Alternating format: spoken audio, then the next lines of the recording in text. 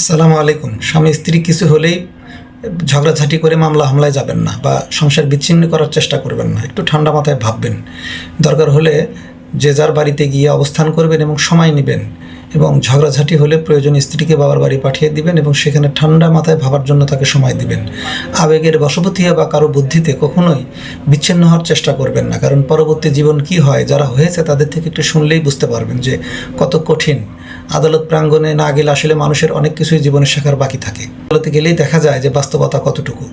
এভাবে মামলা হামলা করে একে অপরকে নিয়ে কাদা ছড়াছড়ি করে আদালত প্রাঙ্গণে আসে। এরপরে বিচ্ছিন্ন হওয়ার মতো যখন পরিস্থিতি তৈরি হয় তখন তাদের হৃদয়ের আকুতি কান্না দেখলে এটা বলে বোঝানো যাবে না যে সেই মহিলার কি পরিস্থিতি হয় যিনি স্বামীর সংসার থেকে বিচ্ছিন্ন হওয়ার চেষ্টা করেন বা অন্যের বুদ্ধিতে চেষ্টা করেছেন।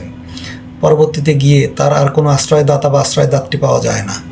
যতক্ষণ স্বার্থ আছে, স্বার্থের গরম আছে, ততক্ষণই পিছনে পিছনে লোকজন দেখা যায়। এরপরে যখন টাকা পয়সা খরচ হওয়া শুরু হয়ে যায়, মামলা হামলা করলে তো টাকা খরচ হবেই, ওই পয়সাটা যখন খরচ হওয়া শুরু হয় তখন দেখবেন পিছনে আর কাউকেই পাবেন না। তখন পিতামাতাও বলবে যে তার খরচ তিনি আর বহন করতে চান না, তাকে বার্ডেন মনে হবে তখন। এরকম বাস্তবতা কিন্তু প্রতিনিয়তই আমরা দেখছি কোর্ট প্রাঙ্গণে। সুতরাং স্বামী স্ত্রী ঝগড়া হলেই সংসার বিচ্ছিন্ন করার চিন্তা না করে ঠান্ডা মাথায় সময় দিবেন। তাৎক্ষণিক আবেগ দেখাবেন না, রাগ দেখাবেন না, ঠান্ডা মাথায় ভাববেন।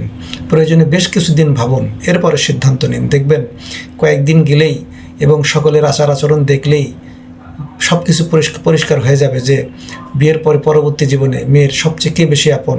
প্রায় 20টিরও অধিক মামলায় আমি লক্ষ্য করে দেখলাম যে প্রত্যেকটা নারী শেষবেলায় বেশ কিছুদিন মামলা চালানোর পরে তারা বলছেন যে আমাকে দয়া করে আমার স্বামীর সাথে মিলিয়ে দিন বা আমার সংসারটা টিকানোর চেষ্টা করুন। তখন আমি তাদেরকে বললাম যে তাহলে এরকম করলেন কেন?